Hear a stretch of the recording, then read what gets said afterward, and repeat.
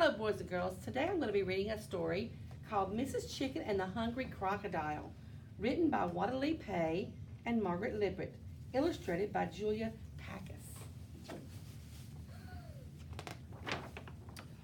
One morning, Mrs. Chicken took her bath in a puddle. "Cluck, cluck," she said proudly.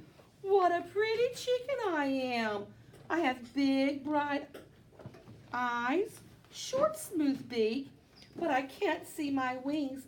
This puddle is too small." So she walked down to the river to get a better look. She did not know that Miss Crocodile lay in the river all day long waiting for her dinner. Mrs. Chicken leaned over to the water. I still can't see my beautiful wings. I see scaly legs and a mouth. Oh, a mouth with sharp teeth. But where's my beak?" Crocodile lay very still and waited. "Yum, yum," he said. "That's going to be my dinner."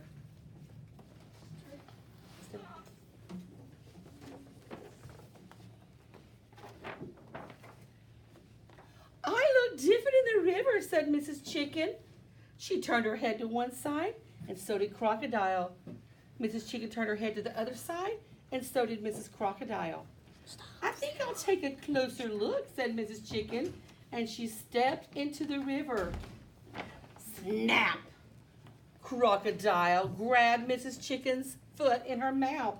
"Balk, balk, balk," said Mrs. Chicken. "Let go."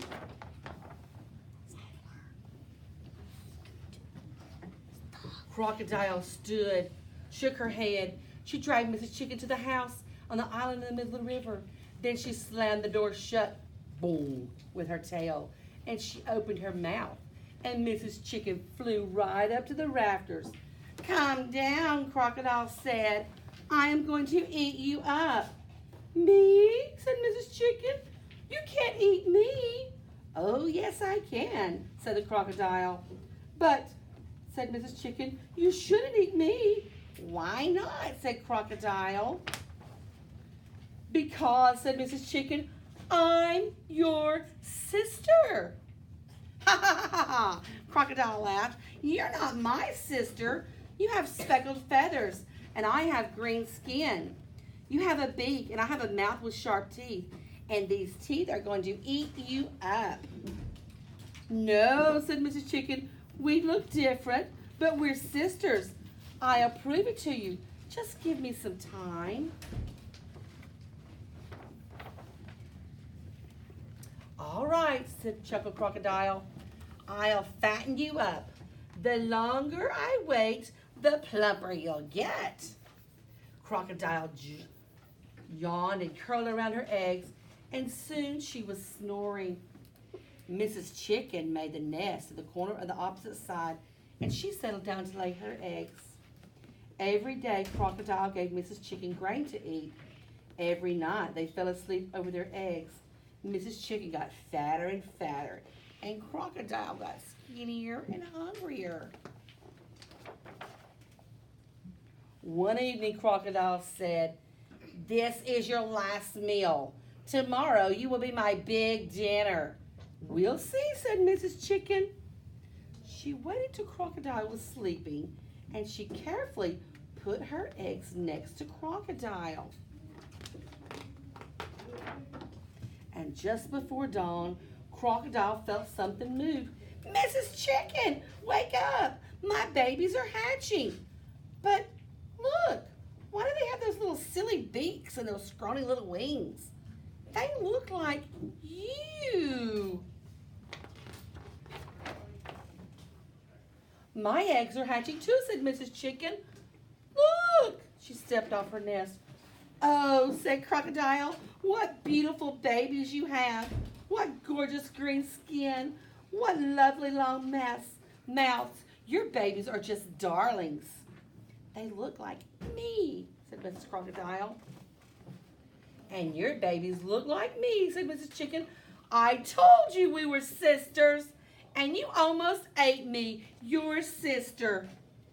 I am so sorry, said Mrs. Crocodile to Mrs. Chicken. I have an idea, said Mrs. Chicken. Since you like my babies so much, you can just have them, and I'll take your funny-looking babies instead. Oh, thank you, Sister Chicken, said Crocodile. Oh, don't mention it, said Mrs. Chicken. Sisters help one another like that. So they switched babies. Because the crocodile ain't gonna eat them? That's right. Time for us to go home now, said Mrs. Chicken. And her and her babies crawled onto Crocodile's back. And Crocodile carried them all the way across the river. Bye-bye, sister, Crocodile said. Mrs. Chicken waved her wing and hurried her chickens as fast as she could up the riverbank. See you soon, said Crocodile. Oh, no, you won't, said Mrs. Chicken. She disappeared through the trees. Come along, chickens, cluck, cluck. And since that day, Mrs. Chicken and her children have never, ever gone to the river, and they always take their baths in puddles. Big enough for us, said Mrs. Chicken, and much too small for crocodiles. All right, thank you.